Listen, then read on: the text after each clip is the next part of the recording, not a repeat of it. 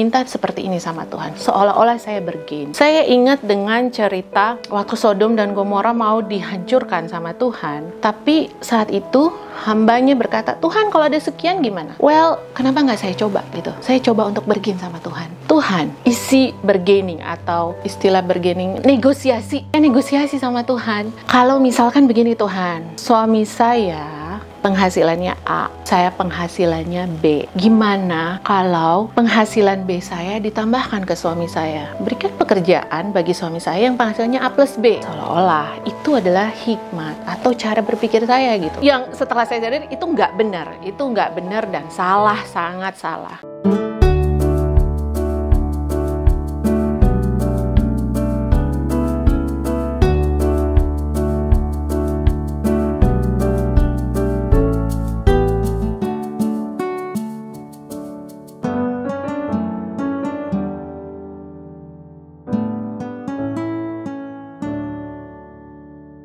Shalom, nama saya Wenda Kaunang, usia sekarang umur 42 menjelang 43 tahun, memiliki satu suami dan 2 orang anak. Saat ini saya adalah full-time mom, ibu rumah tangga yang memiliki beberapa aktivitas dan terlibat dalam pelayanan gereja. Anugerah Tuhan sungguh luar biasa sehingga membawa saya sampai pada hari ini.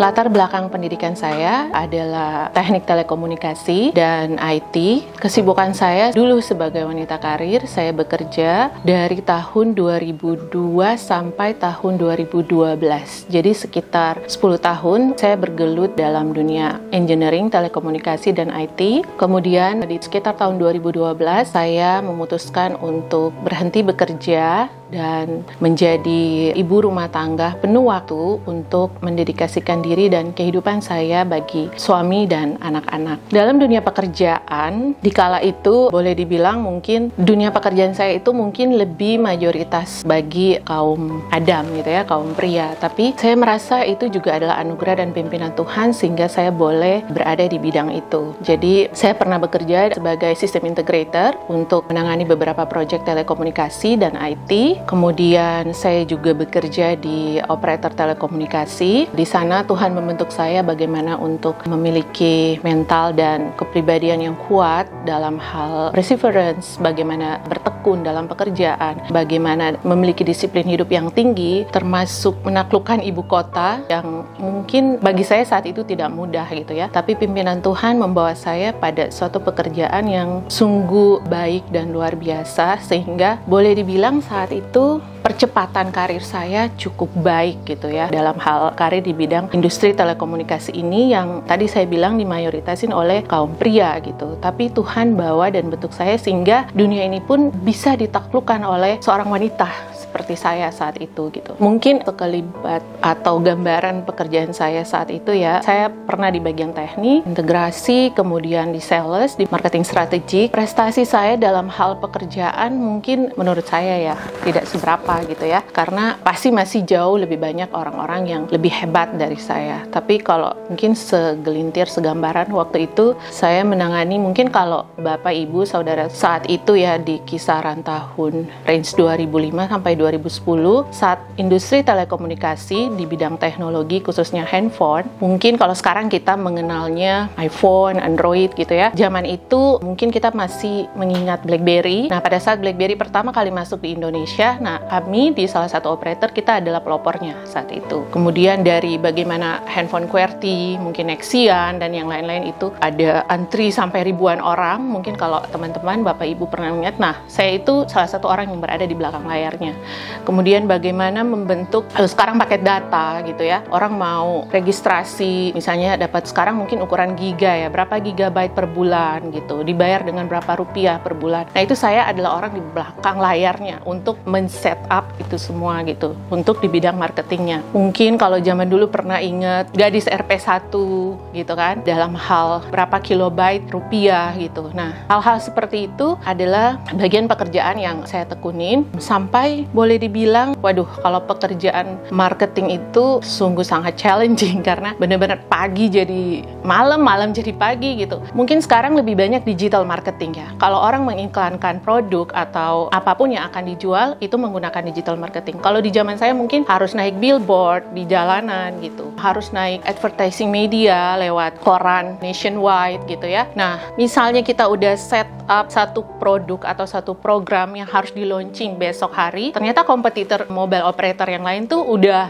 beat lagi gitu ya, sudah harus hantam lagi produk yang akan kita launching. Jadi dalam satu malam kita harus ganti, merubah media advertising, merubah semua materi dengan agency marketing gitu. Jadi benar-benar sangat tough, sangat ketat persaingan, sehingga membuat kita orang di balik layar itu harus benar-benar berpikir, benar-benar think out of the box, bagaimana itu harus kita luncurkan sesuatu yang tetap memberikan profit bagi company, tapi juga memberikan hype yang luar biasa bagi customer saat itu. Nah, mungkin itu segelintir pekerjaan saya waktu di mobile operator. Di sisi lain, saya juga pernah bekerja sebagai system integrator, di mana saya harus keliling kota gitu ya, se-Indonesia untuk menjual solusi teknologi telekomunikasi ke operator gitu. Misalnya optical multiplexer, sistem grounding, itu yang benar-benar, waduh, saat itu saya pikir ini pekerjaan pria gitu. Tapi ternyata Tuhan bawa gitu, bahwa saya pun bisa gitu ya. Ya mungkin saat itu masih muda ya, jadi kalau disuruh keliling kota 1 minggu 5-6 kota besar yang ada di Indonesia, nah itu harus dikerjakan gitu kan. Sampai suatu ketika saya sudah menikah, terus ini anak saya yang pertama, saya mengandung, itu sampai udah mau menjelang hari H melahirkan pun itu masih harus keliling kota. Jadi sampai harus flight permit dari dokter gitu kan, 7 bulan lebih gitu, dan saya harus take risk gitu kan, demi dedikasi terhadap company saat itu ya. Mungkin itu kali ya segelintir pekerjaan saya zaman dulu gitu ya, sampai ya boleh dibilang sangat-sangat menantang.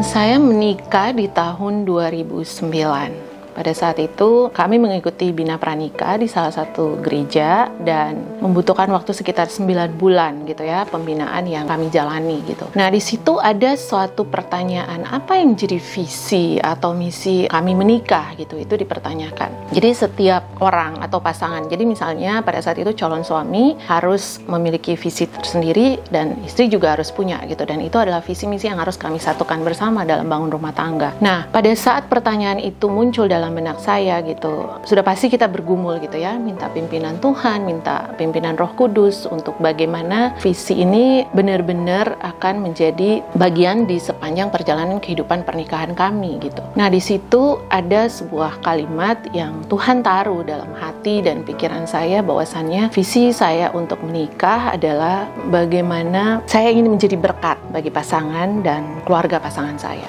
Itu visi misi yang Tuhan taruh saat itu. Nah, sebelum saya menikah gitu ya, saya menikah itu udah lumayan ya, cukup berumur juga, udah 30 kurang 2 minggu kalau nggak salah. Dan itu pun di saat, jadi pada saat pekerjaan yang saya geluti saat itu gitu ya, wah, saya boleh dibilang cukup spike perjalanan karir saya.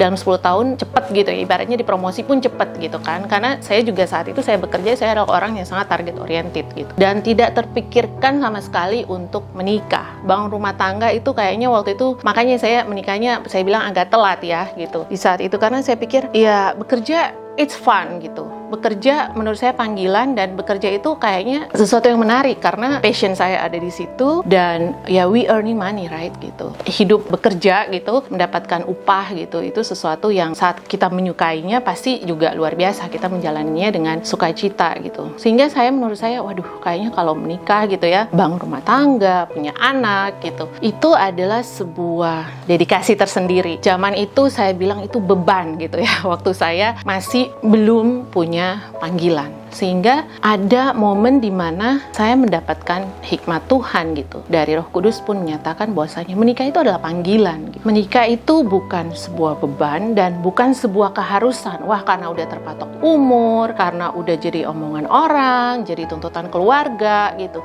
Tidak seperti itu gitu. Yang saya alami adalah saya dibawa Tuhan, Roh Kudus memimpin saya, sehingga ini adalah sebuah panggilan. Jadi yang namanya panggilan, kamu harus benar-benar melakukan sesuai dengan apa yang Tuhan mau, bukan yang kamu mau gitu. Nah, pada saat itu datang, nah otomatis, waduh, Jujur saya berat gitu, karena harus meninggalkan semua keindahan dunia dalam tanda kutip ya. Saat itu bukanlah hal yang mudah, dimana saya lagi passionnya lagi luar biasa gitu, bergeraknya sungguh sangat cepat gitu. Dan akhirnya Tuhan bawa, ini adalah bagian ladang pelayanan lain yang harus kamu kerjakan. Walaupun saya merasa, oh saya tuh selama saya single, walaupun saya single tuh saya pelayanan, saya guru sekolah minggu, saya pelayanan yang lain juga gitu. Jadi saya pikir, wah itu kan panggilan juga gitu, itu pelayanan juga gitu. Nothing's wrong with pekerjaan juga panggilan gitu kan. Tapi Tuhan bilang ada suatu perintah yang lain yang terngiang-ngiang. Dari awal pun penciptaan, Tuhan menyatakan beranak cuculah dan bertambah banyak. And you are a woman gitu. Saya adalah seorang calon ibu yang akan melahirkan generasi atau memenuhi panggilan Tuhan untuk beranak cucu dan bertambah banyak. Nah kalau kamu nggak menikah gimana caranya gitu kan gitu. Jadi saya masih kayak ngeles gitu, mungkin saya bisa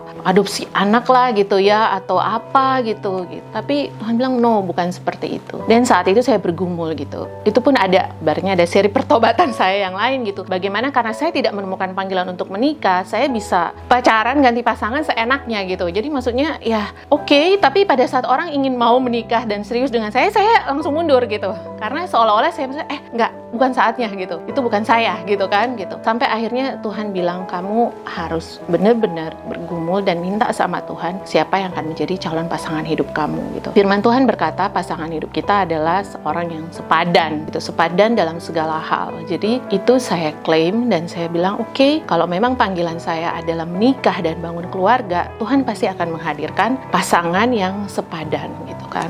Gitu. Dan akhirnya Tuhan jawab itu. Dan akhirnya saya bertemu dengan suami saya saat ini dan kita memutuskan menikah dan mulailah cerita bagaimana pergumulan tentang berumah tangga gitu ya. Dan saya melihat hal ini hampir dialami oleh semua orang yang berpasangan, khususnya yang berada di kota besar. Drama pembantu, suster, gonta-ganti, anak mau dititipin. Bahkan kami mengalami sebuah perjalanan yang luar biasa di mana pada saat kami menikah, saya melahirkan anak pertama itu di zaman mudik. Jadi mau cari agensi atau yayasan gitu ya, yayasan untuk mengurus anak, panggil babysitter gitu, itu sampai benar-benar nggak ada, ngantrinya banyak sekali hal yang kami gumuli gitu. Sampai kami harus bayar harga anak saya saat itu masih bayi, kita titipin di daycare gitu kan. Menurut kami ya, menurut saya dan suami saya adalah inilah perjalanan hidup yang Tuhan izinkan gitu terjadi. Bukan berarti kita harus menyerah dengan tantangan yang ada gitu, tapi akhirnya anak saya juga harus masuk daycare, saya sembari masih bekerja gitu kan. Jadi kantor saya itu sebelahan, saya cari ada daycare, jadi paginya saya udah drop anak saya, terus saya bekerja, siangnya saya nyusuin, dan malam lagi. Itu kami alami gitu berbulan-bulan. Untungnya nggak sampai tahunan ya, sampai suatu saat gitu saya benar-benar Tuhan bawa pada suatu perspektif gitu ya, pandangan gitu, dan membuat saya berefleksi juga, bertanya, inikah hidup? Apakah memang hidup itu hanya sekedar kamu kamu bangun keluarga, pagi bangun bekerja, earning money, fulfill all your needs, penuhin semua kebutuhan, raising kids gitu, that's all gitu. Apakah hidup hanya seperti itu gitu? Itu yang saya gumulin berhari-hari dalam pertanyaan di benak saya gitu. Tuhan, apakah seperti ini gitu? Hidup di Jakarta apakah hanya sekedar seperti ini gitu? Bekerja, cari uang, kasih hidup anak, pulang, kembali ke rumah, berhari-hari, apakah seperti itu? Itukah arti hidup sesungguhnya? Dan saya tahu itu bukan gitu. Jadi saya gumulin gitu saat itu. Sehingga kami bergumul, saat itu kami bekerja masing-masing, saya dan suami saya bersyukur kami sama-sama di bidang yang sama gitu. Pekerjaan kami di bidang telekomunikasi gitu. Secara materi mungkin tidak ada masalah gitu ya, tapi Tuhan bilang bukan itu arti dan tujuan hidup sesungguhnya gitu kan. Apalagi saya harus memenuhi panggilan saya yang saya nyatakan di hadapan Tuhan, janji nikah yang saya nyatakan, saya harus menjadi berkat bagi pasangan saya, bagi keluarga pasangan saya, dan mungkin bagi setiap orang yang saya temui. Apakah dengan gaya hidup seperti ini saya bisa menjadi berkat? Sepertinya habis waktu gitu ya, untuk mengurus anak, untuk bekerja gitu, sampai wah itu benar-benar, apalagi waktu pelayanan gitu kan. Jadi kayak untuk waktu melayani itu sepertinya waktu tersisa yang saya berikan gitu buat Tuhan gitu. Saya bilang, Tuhan, saya nggak mau seperti ini gitu.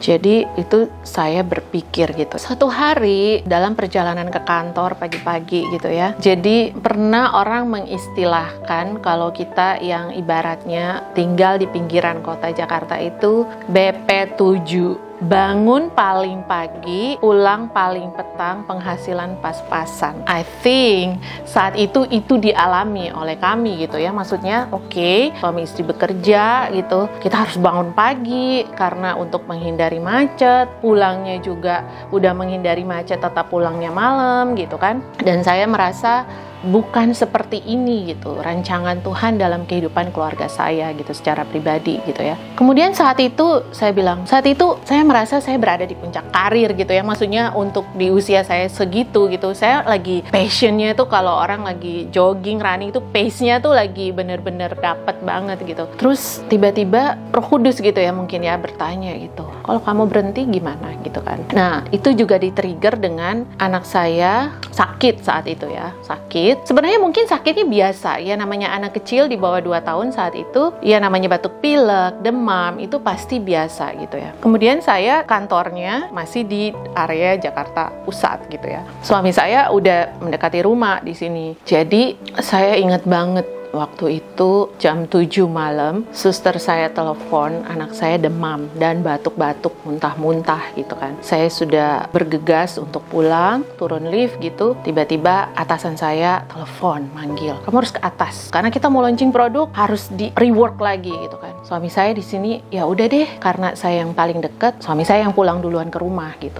Jadi saya dari lokasi kantor mungkin pulang ke rumah itu mungkin sekitar 2 jam sampai 2 jam setengah paling cepat. Suami saya karena lebih dekat ke rumah mungkin setengah jam sudah sampai. Nah itu membawa sebuah teguran yang besar gitu kejadian saat itu, sehingga saya bilang, Tuhan, saya ini ibu. Kalau saya seorang ibu, sepertinya memindahkan kodrat gitu ya. Kok suami saya yang duluan bergegas, bukan saya gitu kan. Saya lebih submit kepada atasan saya yang harus saya selesaikan pekerjaan yang diminta, dibandingkan dengan saya harus submit kepada suami saya atau keluarga saya yang saat itu semestinya menjadi lebih prioritas gitu. Nah itu bergumul gitu, saya bergumul terus dan membuat saya semakin tidak nyaman. Sehingga suatu pagi pada saat saya berangkat kerja, saya seolah-olah men-challenge Tuhan gitu, saya nantangin Tuhan gitu. Karena saya tahu dan kejadian ini sangat sering terjadi kepada orang-orang ataupun rekan kerja ataupun teman-teman atau mungkin Bapak Ibu Saudara yang menyaksikan program ini, bahwasannya sayang, karir kamu udah bagus gitu, kok kamu mau berhenti gitu. Sayang, sekian lama yang kamu rintis, apakah langsung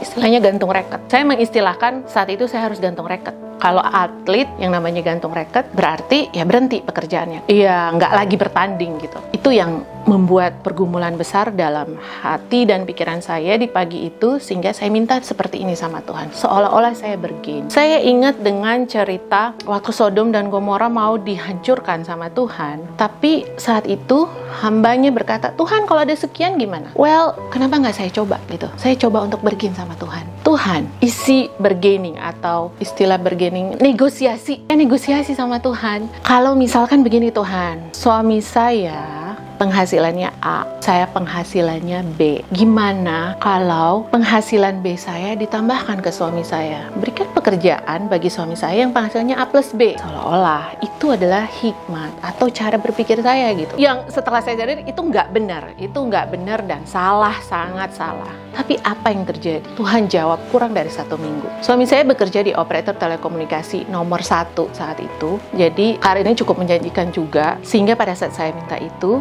dia mendapatkan tawaran yang lain sesuai yang saya minta. Angkanya persis. Saya kaget. Suami saya bilang, kamu bernasar sama Tuhan.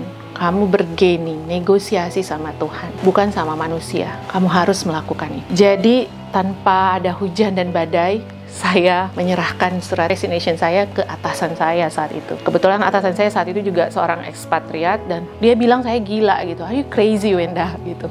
Kamu berhenti tatkala kamu lagi ibaratnya bunga tuh lagi mekar-mekarnya. Ya saya mungkin ya atasan saya bukan orang percaya gitu ya. Jadi saya harus memberi komunikasi ke dia bahwasannya saya adalah seorang istri yang harus submit kepada suami saya gitu. Dan itu saya harus lakukan sehingga saya menyampaikan surat pengunduran diri saya, dan itulah gong pertama kali saya menjadi full time atau ibu rumah tangga penuh 100% dari wanita karir yang benar-benar pace-nya, joggingnya luar biasa cepatnya, sehingga saya harus mengundurkan diri saat itu. Itu adalah putusan terbesar selama saya hidup saat itu gitu ya. Ya kesini-sini sih masih banyak keputusan lain yang Tuhan percayakan, tapi saat itu luar biasa membuat saya harus melihat pekerjaan Tuhan yang lain gitu ya. Kalau mungkin dilatar belakangi dengan hal yang lain juga dalam hubungan suami istri, itu adalah bagian yang menjadi pergumulan kami saat itu, karena boleh dibilang saat itu karir saya bahkan lebih dibanding suami saya gitu. Sehingga dalam hal balancing relationship dengan spouse atau pasangan, jadi suami saya kalau ditanya ya saat itu ya, dia tidak merasa kalau rekannya yang lain misalnya promosi ataupun apa itu adalah sebuah challenge buat dia. No, dia akan merasa kalau istrinya yang lebih dipromot itu pukulan terbesar gitu. Dan itu suami saya tuh ternyata restless akan hal itu. Jadi yang namanya seorang pria, pride itu sangat berpengaruh. That's why dalam berumah tangga kita harus mengkomunikasikan hal-hal sampai sekecil apapun, sehingga kita tahu gitu pasangan kita tuh apa yang sedang dia alami, pergumulan apa yang sedang dia hadapin gitu. Sehingga akhirnya saya bisa membaca itu gitu. Dia merasa saya sebagai saingan justru saat itu. Saya bilang ini nggak sehat kalau sampai pasangan sesama saling merasa tersaingi gitu secara karir. Saya bilang wah, di situ Roh Kudus pun menegur saya. Submission diri kamu, pendudukan diri kamu adalah hal yang terutama dalam pelayanan keluarga. Ingat dengan visi misi pernikahan yang sudah kamu sampaikan di hadapan Tuhan. Gitu. Jadi dalam hal bergaining itu ibaratnya ya sisi materialismenya saya gitu. Tapi di sisi lain saya tahu ini adalah kedepannya nggak baik gitu. Kehidupan berpasangan kalau sudah seperti ini nggak sehat gitu kan. Namun lepas dari itu semua gitu, saya benar-benar ngerasain bagaimana keajaiban Tuhan itu tidak tidur, Tuhan itu tidak diam, Tuhan itu hidup. Justru ketika saya berhenti, suami saya dibawa Tuhan dalam hal karir luar biasa. Karena mungkin gini ya, kalau secara praktikal hari-hari, suami saya itu sangat family man. Itu yang perlu saya banggakan di sini ya. Dia sangat memperhatikan anak-anak, dia sangat sayang dalam hal keluarga gitu ya. Sehingga kalau anak sakit duluan dia yang worry, bukan saya gitu. Jadi begitu dia tahu saya berhenti, dia sangat sukacita dan seolah-olah lepas separuh beban hidupnya gitu. Berarti kalau itu saya tahu anak-anak saya go into the right hand karena ini adalah ibu mereka gitu. Sehingga kalau sudah berada di tangan ibunya, pasti saya akan lebih fokus dalam pekerjaan gitu. Jadi dia lebih fokus pekerjaan, biarkan di rumah itu di taking care oleh ibunya, ibu anak-anak gitu kan. Dan itu terjadi gitu. Tuhan tuh bawa luar biasa gitu. Dari negosiasi yang saya sampaikan sama Tuhan yang menurut saya itu aduh itu jahat banget di hadapan Tuhan, kayak mencobai Tuhan gitu. Pikir kamu siapa gitu bisa ngatur-ngatur Tuhan, itu benar-benar tempeleng yang besar buat saya. Walaupun Tuhan tuh begitu mengasihi, dia menjawab. Kurang dari 1 minggu Tuhan jawab doa saya saat itu.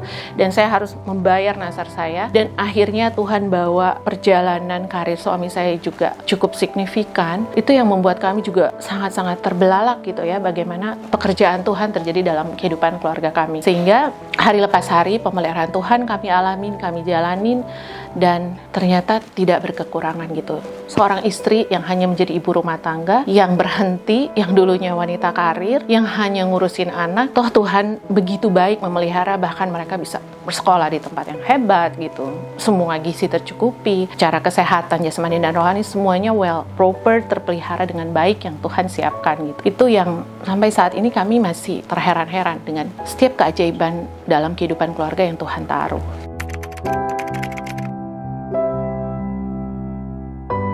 Selepas dari saya berhenti bekerja dalam dunia profesional dan menjadi ibu rumah tangga 100%, mendedikasikan diri buat anak-anak dan suami, manfaat yang saya dapatkan adalah tentunya pastinya saya bisa lebih fokus gitu ya, fokus terhadap perkembangan kedua anak saya. Jadi mungkin ada passion lain gitu yang selama ini tertutupi gitu. Saya sempat bisnis kuliner dan itu juga cukup menjanjikan sebenarnya ya saat saya menjalankan bisnis kuliner itu, karena yang namanya seorang wanita atau ibu pekerja tiba-tiba seperti sebuah movie gitu ya, di post gitu, terus gitu. Jadi wah itu susah sekali karena sudah terbiasa dengan dinamika pekerjaan, aktivitas dan segala hal dalam daily routine ya, itu bukanlah hal yang mudah. Saya yakin Bapak Ibu Saudara atau teman-teman yang sedang menonton ini pasti juga mungkin kalau mengalami hal yang sama itu susah sekali gitu, dari bekerja aktif sehingga berhenti gitu. Tapi setiap hari saya selalu berdoa gitu, Tuhan beri saya bijaksana, apa yang harus saya kerjakan gitu. Nah saya passion ngurus anak itu bener-bener waduh Tuhan kasihnya luar biasa gitu ya. Jadi saya bisa masakin anak saya, memilih menu yang jauh lebih sehat, saya taking care langsung dengan tangan saya gitu, dan membesarkan membesarkan anak-anak sesuai dengan kualitas kita yang kita mau gitu ya, bukan hanya karena anak itu bukan untuk dititipkan kepada helper, babysitter, atau neneknya atau kakeknya. No, Tuhan percayakan anak itu kepada orang tua. Ya, otomatis orang tua yang harus bertanggung jawab terhadap setiap perkembangan anak-anak ini. Jadi Tuhan juga mempercayakan anak saya yang kedua gitu ya. Jadi waktu saya berhenti, anak saya yang pertama masih umur 2, kemudian tidak berapa lama saya mengandung lagi anak yang kedua ini. Jadi waktu itu berjalan begitu cepat sehingga saya nggak berasa gitu, oh saya harus mengandung, dan akhirnya ya pasti mengandung anak yang sudah orang tuanya di rumah dengan yang saya bilang tadi masih bekerja warawiri keliling kota gitu ya, pasti berbeda kualitasnya dalam perkembangan janin juga gitu. Nah, itu membuat saya merasa lebih sukacita, damai sejahtera yang Tuhan taruh gitu, sehingga bukan hanya saya bisa memberikan perawatan, perlindungan buat anak-anak saya sehari-hari, tapi juga Tuhan bawa saya punya banyak waktu untuk dalam hal pelayanan gitu, baik pelayanan di gereja, pelayanan ministry gitu. Banyak hal ternyata, ini bukan untuk ngisi waktu, bukan untuk killing time, membunuh waktu karena terasa menganggur, tidak. Tapi Tuhan bawa melihat pekerjaan Tuhan yang lain itu banyak gitu. Pada saat sudah keluar dari dunia profesional, sepertinya waktunya justru kurang gitu. Membesarkan anak, menyiapkan makanan, terus antar jemput sekolah, dan saya bisa melihat potensi anak saya. Jadi saya bisa fokus gitu. Kalau saya lihat, anak saya bisa ini gitu, saya akan mensupport gitu ya. Kalau istilahnya ya, dia mau les ini silahkan, dia mau les itu silahkan. Jadi kayak potensi-potensi yang tidak terlihat gitu ya kalau terlalu sibuk dengan urusan sendiri. Nah, itu kita lebih peka jadi orang tua melihat itu gitu. Bahkan secara akademis pun saya bisa menemani anak saya belajar gitu ya, dari masuk sekolah, dari preschool, TK sampai ini SD gitu. Itu terasa banget perkembangannya. Jadi kita benar-benar lihat daily life-nya mereka gitu. Dan puji Tuhan, anak-anak saya cukup berprestasi juga gitu. Itu yang reward yang saya pikir itu Tuhan berikan gitu ya, sebagai bukan hanya sekedar penghiburan, tapi ya pasti mungkin kalau saya masih bekerja pasti beda gitu ya, ngelihat bagaimana struggling, berjuangnya orang tua yang harus tetap bekerja gitu dalam fokus terhadap anak. Pasti time management dan stressful managementnya pasti berbeda gitu. Jadi saya melihat itu yang saya alami gitu. Tuhan membawa saya fokus kepada keluarga dalam pelayanan, begitu banyak waktu dan kesempatan yang Tuhan berikan yang mungkin nggak akan saya alamin kalau saya masih bekerja. Kemudian suatu saat anak saya mungkin saat itu masih cukup kecil ya, kelas 1, kelas 2. Karena ya kalau sudah dipegang oleh mamanya langsung pasti kan detail gitu ya dalam hal akademis gitu. Terus puji Tuhan nilainya bagus-bagus gitu kan. Nah, anak saya ini yang pertama ini juga ternyata walaupun masih kecil Tuhan pakai dia buat jadi berkat gitu di sekolahnya. Nah, orang tua yang lain melihat gitu, kok anak saya ini tuh cukup baik gitu, bagus gitu kan pertumbuhan akademiknya.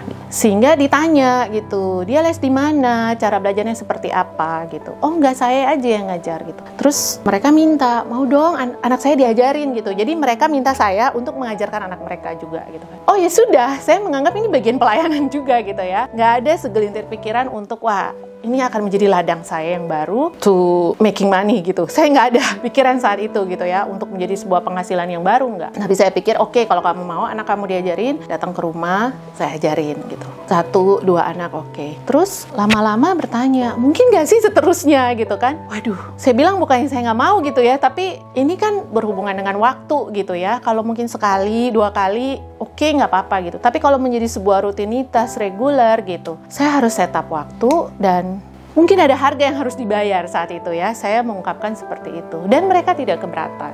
Oke, nggak apa-apa gitu. Kalau harus dibayar pun it's okay gitu. Mungkin ada orang tua yang bergumul gitu. Bagaimana cara mengajarkan anak, mementoring anak gitu. Membuat anak menumbuhkan disiplin. Dan bagaimana membuat anak itu menjadi anak yang taat, yang behave gitu ya. Nah, mungkin karena basic saya juga guru sekolah minggu gitu ya. Jadi dalam pengajaran itu saya tidak hanya serta-merta mengajarkan akademis gitu. Saya memberikan nilai-nilai, value untuk membangun hidup karakter mereka menjadi lebih baik. Nah, ini menjadi sebuah kesaksian sehingga orang tua itu merasa pada saat anak-anak itu dititipkan ke saya, behaviornya jauh lebih bagus, disiplin belajarnya lebih bagus gitu. Sehingga itu menjadi sebuah pattern Tuhan buat kehidupan anak-anak ini, dan akhirnya terus-terusan gitu. Mau les di saya gitu kan.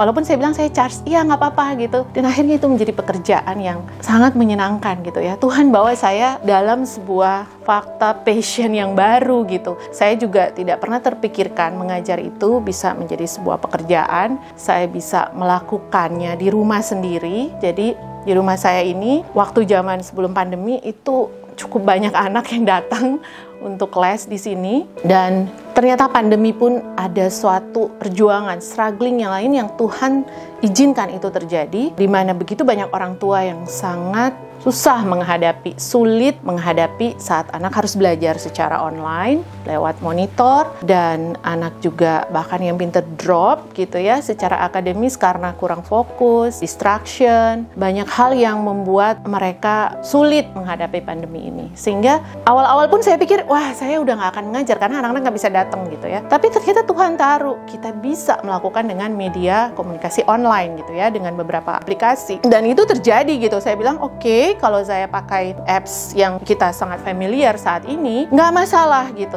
Saya bilang, tapi online kamu harus bayar dengan harga yang sama, it's okay.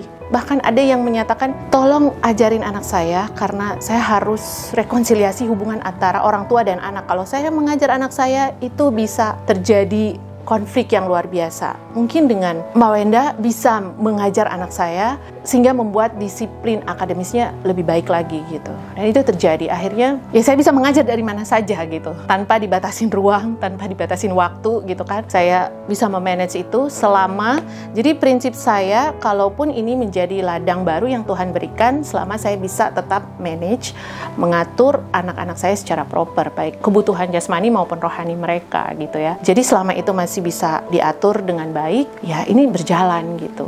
Dan puji Tuhan sampai saat ini. Jadi Tuhan baik.